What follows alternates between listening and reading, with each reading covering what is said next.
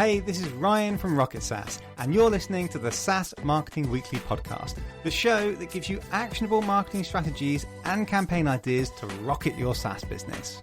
And if you want even more SaaS marketing ideas, go to saasmarketingweekly.com to join my free newsletter. Welcome to another episode of SaaS Marketing Weekly with me, your host Ryan, the founder of Rocket SaaS. Now, on last week's podcast, I gave you 10 elements that you must have on your SaaS website. Well, today we're going to be going through another list of 10 things. This is the 10 inbound marketing tactics that won't break the bank. So I know a lot of listeners, a lot of my clients, they don't have these huge marketing budgets. You got a limited budget, you got to stretch it, you got to make it work. So I'm going to go through 10 tactics that aren't going to cost a fortune. So if I was to join a SaaS business as, say, the marketing manager, these are typically the 10 things that I would look to go through, particularly if I had a small budget, because these are the things that I can do myself without having to outsource too much to other people. So let's get straight into it. Tactic number 1, improve your bottom of the funnel messaging. I've said it before on this podcast. I'll say it again. This is the number one issue I see with SaaS companies is their messaging often sucks. If I come onto your website and I don't understand what you do, I don't understand how you benefit me, there's loads of buzzwords and clever phrases that sound good, but they don't really make much sense to me, I'm not going to book a demo, nor does anyone else. For some reason, SaaS companies really struggle with their messaging. They often make it too confusing. They often have far too many words, or I often see it's just too technical. People just don't get it. So that is always where I would start, would be the messaging and the positioning of the business. There's a great book by April Dunford called Obviously Awesome. I think I've mentioned that before on the podcast. I'd start by reading that. It's a pretty short book. You can get it read in just a few hours. And then follow the exercises in there. Work together with the team. You're going to need the founders of the business to align on this. Anyone else senior in the business too. Also speaking to your customers. What are their pain points? How would they describe your product? And start working on new messaging. And focus on does what it says on the tin. So you could explain it to a child. Don't try to be too clever. Just try to simply explain this is what we do, this is who we serve, and this is how it benefits them. Start there. So I appreciate you and other people in the business might not be copywriters. So you might need to employ a copywriter, which won't break the bank. But if you're going to get the most out of that copywriter, you need to give them the best brief possible. You can't expect an external copywriter to just come in, review the website, have a meeting with you, and just suddenly come up with great content. You need to start the exercise yourself and either get a copywriter to finish it, or even ChatGPT could potentially do a good job if you feed it with the right information. So if you agree with me that that is a key problem and you need to fix it, I recommend you go back to episode 6 of SaaS Marketing Weekly. It's called How to Fix Your Messaging Problem. Also, episode 18 might help you as well. Right, so that's number 1, fix the messaging. Number 2 is start creating blog articles. Now, I know what you might be thinking, blogs, they're so obvious, or yes, we're doing blog articles, but this is actually connected to point number 3, so bear with me. So blog articles, you know what they are, you know that they benefit SEO. You may have done a few in the past and you may have stopped doing them because they are quite time consuming to write and you often don't get much benefit from them. If you're not heavily investing in SEO, then you're probably not going to get that much SEO value from them. You might share them on LinkedIn, you get no clicks. You're not sure if these blogs are actually even getting you any engagement at all. You feel like you're just writing blogs for the sake of it.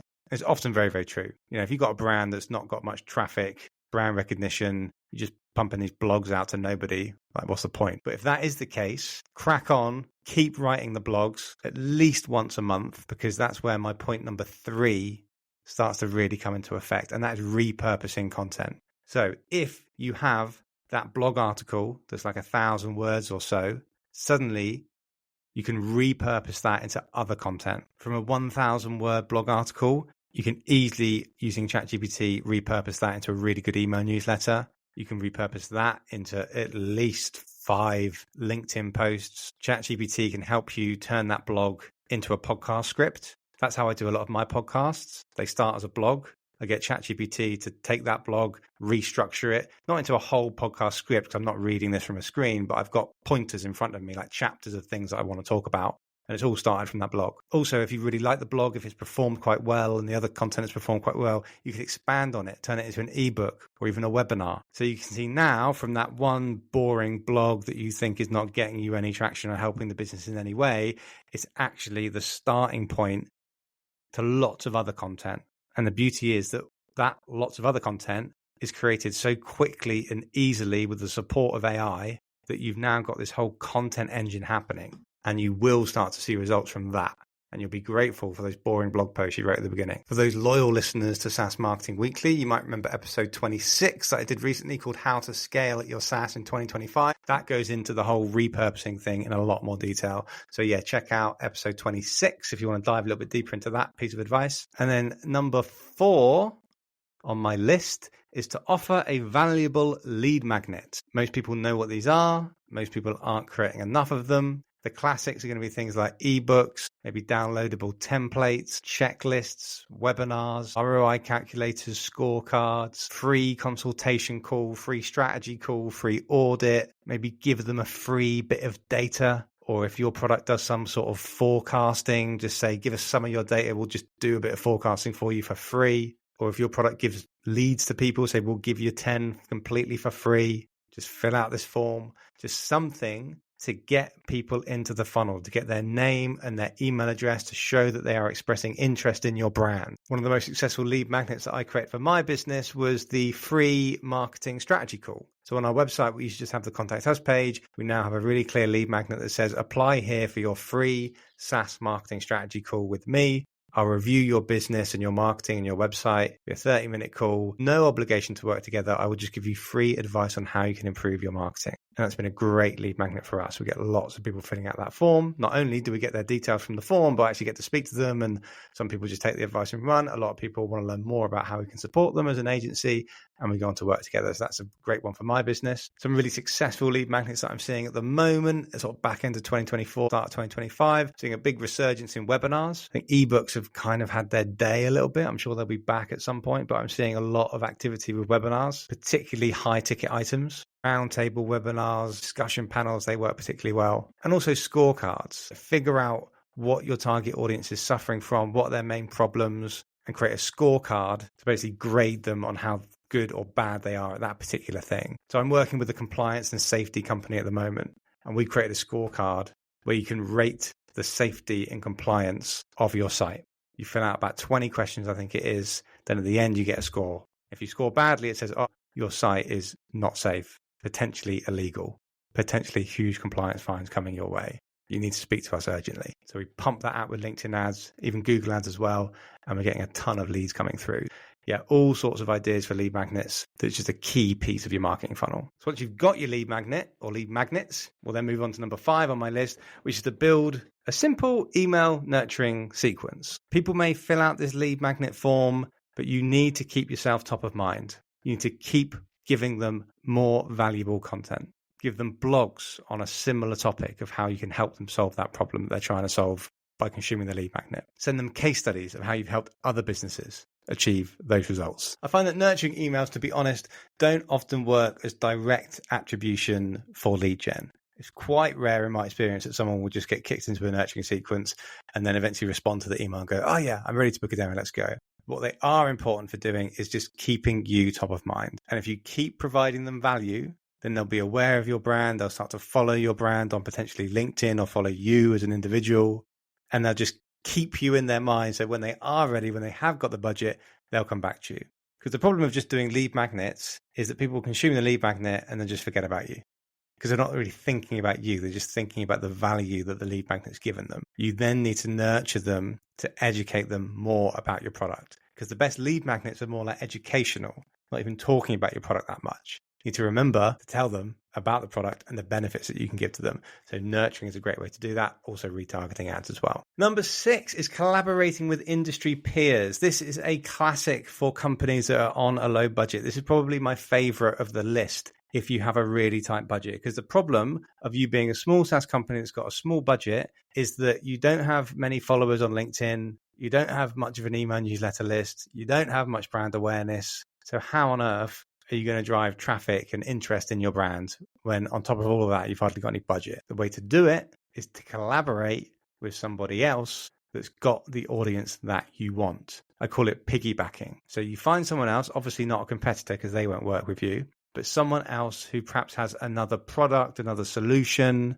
Let's say, for example, if you're targeting construction firms with your construction software, you could target construction-focused accountants and say, right, we're not competing with each other, we're doing totally different things, but we're both going after the same audience. Would you be interested in co-hosting a webinar with me where we talk about the AI advancements in the construction industry in 2025? It'd be a great way for your brand to get seen by more construction companies so you can sell your accountancy services for them. And it'd be a great way for us to do the same thing. If you reach out to a bunch of companies, it won't take long for somebody to say yes. And then you co-host this webinar, maybe you co-produce a guide, maybe even a physical event. And the magic happens for you when you piggyback off of them to get their audience. So you encourage them to promote your event, your webinar, your lead magnet to all of their existing followers. So if you've got a good partner, they might have an email list of 20,000 people on it. They might have 10,000 LinkedIn followers. They might get 5,000 visitors to their website a month. And on all of those assets, your webinar is going to be promoted and it's going to be your brand, your landing page. People have to come onto your website, not theirs, to fill out the form. And suddenly they get introduced to you. They go, oh, who are these guys? Never heard of them before. So boom, at the cost of basically nothing, your brand can suddenly get seen by a ton of people in your audience. That is my top tip for building brand awareness, getting leads from your target audience when you've got very little engagement because you're new. All right, moving on to number 7, leverage free LinkedIn outreach. I often meet founders of SaaS businesses that are frustrated that they're not getting any leads, they're not making any sales. And I say, okay, well, how many people have you outreached to recently? I say, oh, no, I'm too busy. So if you're small and you've not got a sales team because you can't afford it, you've not got anyone in sales doing it, you need to hustle and you need to do it yourself. If you set yourself a daily challenge that you're going to message 5 people per day on LinkedIn and you just keep doing that every single day, you will get responses, you will get people that are interested, and you will get leads. And I'm not saying to use those automated, annoying bot messages where you say you automatically send the same bot message to everybody. The reason I said 5, it's obviously a small number, because I want you to do it manually. I want you to send messages to people where as soon as they open it, they can tell that it's not a bot message, because you have to say something personal to them, something that you know is not generic. So you could go onto their website, for example, and you could reference something that they've got on their website, maybe one of the fun images they've got on the About Us page. You could specifically mention their product in a unique way. And when you reach out to people like that and they can tell that it's not a bot and they can tell that you've taken the time to look into their brand, most people will respond. Or maybe not most, but a decent amount of people will respond and you can get the conversation starting. So yeah, messaging people on LinkedIn is free as long as you're connected with them first. And you've just got this whole gold mine of potential leads in there. And also, the more you create content on LinkedIn, the more likes and comments you're going to get from other people, which makes it much easier to slide into the DMs and get a conversation happening. So don't forget that obvious one of doing a bit of outreach. Number 8, I think I teased this earlier, is hosting roundtable discussions. So reach out to a bunch of industry experts, maybe some of your customers or partners, and host a roundtable event. So my example of piggybacking off other people's networks by co-hosting a webinar, you can now piggyback off multiple people at the same time, because you can take multiple people from different industries and get them discussing things. Your industry, I'm sure, no matter what industry you're in, is facing some big changes in 2025 because of AI and automation, changes in government maybe. Is there a recession about to hit? There's a lot of things that you can talk about, and it's key that a lot of those things are the things that your target audience really care about and they really want to know about, and they want to listen from experts. So get some really smart, charismatic people on a call, get all of those people on the call to promote it to their network, get a really interesting discussion point happening. And because you're the person that's hosting the webinar, that's put the webinar together, you can finish on a call to action where you talk about your product. Maybe you give a special offer to everybody who's attended the roundtable. They can get a whatever discount on your product. Those sorts of things work really well. Tactic number 9 is to use customer success stories to build trust. I mentioned this on the last pod. I don't see enough case studies, customer success stories. It's free to interview some of your happy customers. It's free to write a case study or turn that video interview into LinkedIn video clips, extract testimonials. That's a great way to improve your marketing without having to spend any money. Also, think about telling growth stories, not just case studies. Case studies are amazing, but they're very bottom of the funnel. People are only really going to read a case study if they're considering working with you. If you turn it into a growth story, it takes it higher up the funnel. So you could say, for example, here's one of our clients. This is how they grew. They used to do £20,000 in revenue 2 years ago. They're now doing 1 million in revenue. They've had an amazing growth journey. Here's the story of how they made it happen. This is what they did with their sales, their marketing, their operations, their hiring, and also their software. That's where you come in. So suddenly that story is no longer salesy. It's inspirational. And your target audience, particularly for targeting founders, they love inspiration about how to grow their business. So that is a good tip, is to not just do case studies, but also do success stories. You could even do both. Same client, 2 different assets. All right, finally, tactic number 10. I left this as number 10 because this does cost a bit of money, but it's retargeting website visitors. I expect most of you know what retargeting is, but I would say unless you really have no money, you should be doing retargeting. Even if you've got a small budget, just a few £100 or dollars, you should be creating ads that are being shown to people that you know have already visited your website. So you can do it on LinkedIn and Meta as well. You can just add some codes onto your site so that those ad platforms know who has visited your website previously via the cookie. And then you can serve your ads to those people. I'm sure you're familiar with it in the B2C world. Like if you go on a website and look at a pair of trainers, those trainers seem to follow you around the web everywhere until you buy them. It's the same thing with B2B. Someone comes onto your site, next time they go onto their LinkedIn, their Facebook, their Instagram, they start seeing your ad. The people that obviously been onto your website, they are the most likely to want to convert and book a demo with you. They just need that little bit of extra convincing. If you've been onto the Rocket SaaS website, rocket-saas.io, and then you go onto your Instagram, Facebook, LinkedIn, you're probably going to be seeing our ads. That's because we're retargeting you. And that's how we get lots of sales calls. People come to a call with us and they say, I've seen you guys everywhere. So I thought it's about time I booked a call. So there you go. That is my top 10. If you implement all of those things, you are guaranteed, I promise you, to get leads and to scale your business. But if you do have a bit of budget and you don't have the time to do all of those things, you can employ me and my agency Rocket SaaS to do those things, and among many other things. So if you don't have a marketing department, or if you've got a very small, under-resourced marketing department, Rocket SaaS will become an extension of your team. You'll get a head of SaaS marketing strategy like me, LinkedIn ads expert, Google ads expert, designer, web developer, content creator, and a marketing exec to make everything happen. It's about the same cost as hiring an in-house person, and we get stuff done at about triple the speed. So if you're interested, go to rocket-saas.io. There's a button to book a free strategy call with me. We'll start there. I'll learn all about your brand, give you some free advice on how I think you could improve the brand to get more marketing results coming in. And then we can also talk about how we can work together. If not, I will see you on next week's episode of SaaS Marketing Weekly, dropping every Tuesday morning.